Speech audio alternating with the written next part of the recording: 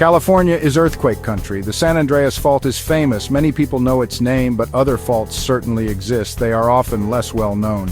Yet they can be very dangerous. These hidden lines shift beneath us. They hold immense and silent power. Paso Robles appears so peaceful. Vineyards stretch across rolling hills. The town has a quiet, rustic charm. It rests in San Luis Obispo County. Few might think of great tectonic danger, but the earth here is not truly still. Geological forces are always at work. They shape the landscape very slowly. This constant change builds pressure. Beneath this tranquil surface lies a threat. The Rinconada Fault is one such feature. It is often called a sleeping giant. Its significant presence is often forgotten, until the ground suddenly begins to move. Then everyone remembers the Earth's raw power.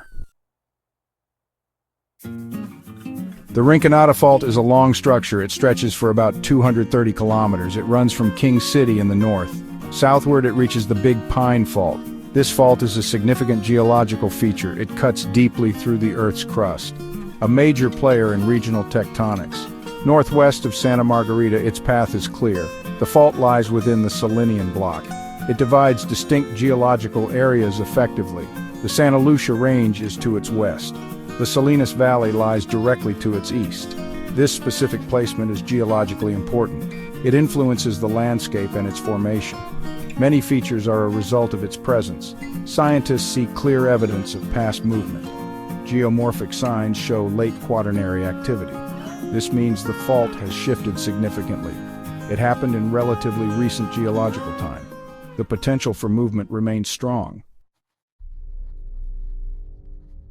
December 22, 2003 was a Monday.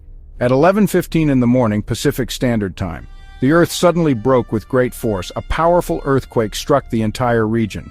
Its moment magnitude was measured at 6.6. Some reliable sources reported it as 6.5 MW. This single event changed many lives forever. The ground stability was instantly shattered. The epicenter was located near San Simeon, about 7 miles northeast of the small town. This distance is roughly 11 kilometers. It was likely on the oceanic fault zone. This complex zone is in the Santa Lucia Mountains. The earthquake was primarily caused by thrust faulting. This geological process means one block of earth is pushed up and over another block. The rupture, or the break, started at the hypocenter. It then spread towards the southeast for 12 miles. The energy released during this event was immense, felt by many across a large area. Paso Robles was unfortunately hit the hardest. The town is located 24 miles from the epicenter. That's about 39 kilometers to the east-southeast. The ground shaking was extremely severe there. Many buildings suffered greatly from the violence. The town was largely unprepared for such force. Its historic downtown heart was especially vulnerable. Old structures could not withstand the motion. Tragedy struck directly at the Acorn building. It was a very old, charming brick structure built in the year 1892, unreinforced masonry. It collapsed catastrophically during the earthquake. 2 women were killed while inside the building. Their names were Jennifer Myrick and Marilyn Zafudo.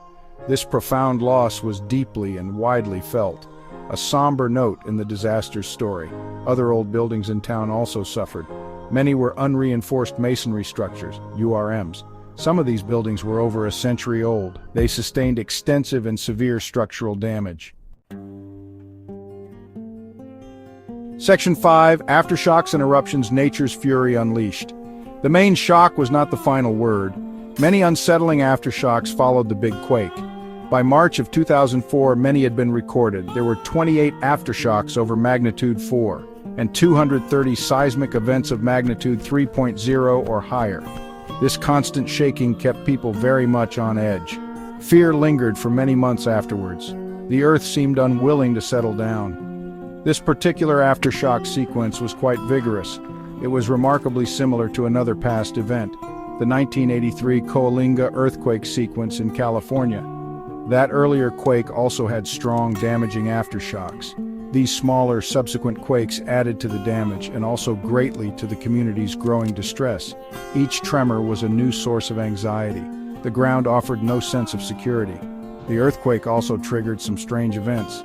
2 sulfurous hot springs erupted in Paso Robles. This was a completely unexpected and weird consequence. One spring had been capped securely for many years. Section 6. Community Spirit, Rebuilding and Resilience. Emergency crews worked incredibly hard and fast. They successfully saved the city hall and library. But the necessary repairs took a very long time. The building was not fully fixed until 2010. Lengthy environmental reviews caused many significant delays. The sinkhole underneath needed careful, meticulous work. Patience and persistence were certainly required. The path to recovery was slow and arduous. The community showed truly great strength and unity. Neighbors helped other neighbors almost immediately. Many volunteers came forward quickly to assist. Local emergency services were initially overwhelmed, but they performed their duties bravely and effectively. The resilient spirit of Paso Robles shone through. This widespread support was crucial in dark times. People pulled together to face the crisis. State support also arrived to aid the area. Governor Arnold Schwarzenegger visited the region. He came to Paso Robles soon after the quake. He pledged significant assistance for the long recovery. Section 7. Lessons in Stone and Law, Jenna's Bill. The tragedy ultimately led to important new laws. California enacted Assembly Bill 2533 swiftly. It became widely known as Jenna's Bill. Named in honor of Jennifer Myrick, who died. She was inside the Acorn building when it fell. Her tragic death spurred a strong call for action. This new law aimed to prevent future similar deaths. Safety became a paramount legislative concern. Jenna's bill focused sharply on older buildings, specifically unreinforced masonry structures. If not seismically retrofitted, they posed grave risks. The law required specific notices to be posted. These notices must warn of potential earthquake hazards. This clearly informs people before they enter them. It empowers individuals with crucial safety information. Knowledge helps people make informed decisions. This legislation was an undeniably important step. It greatly raised awareness about building safety. It highlighted the inherent dangers of unreinforced masonry buildings. Many such vulnerable buildings exist across California. Section 8. Unraveling the Earth, Ongoing Risks and Research. The San Simeon earthquake area is quite complex. Geologically, many different faults interact closely here. The active oceanic fault was likely directly involved. The older, less active Nacimiento Fault is nearby. The Hoscri and San Simeon fault segments too.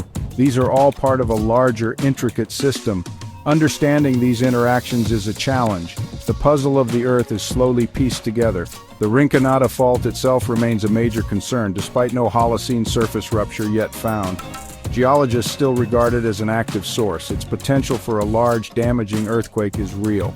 Remember, it could generate a magnitude 7.3 event. This represents a significant and ongoing threat to communities situated along its considerable length. Vigilance concerning this fault is necessary. Research continues to better understand these faults. Scientists use a wide variety of modern methods. They study evidence from past earthquakes carefully. They monitor subtle ground movements with GPS. Section 9. Living on Shaky Ground, the Imperative of Preparedness. California's ground is almost always shifting subtly. Earthquakes are simply a part of life here. We cannot entirely prevent them from happening, but we can definitely prepare for their impacts. Awareness is the first absolutely crucial step, understanding the various risks we face daily. This knowledge empowers us to act wisely. Complacency is not an option in this state. Preparedness is much more than just knowledge. It means taking concrete, practical actions now. Securing heavy objects within our homes, having well-stocked emergency kits readily available, making family communication plans for disasters, knowing what to do during the violent shaking, and what steps to take after the shaking stops. These actions can save lives and reduce injury. The lessons from Paso Robles are painfully clear, and from the San Simeon earthquake that struck. Complacency can be deadly in active seismic zones. Vigilance must be a constant state of mind.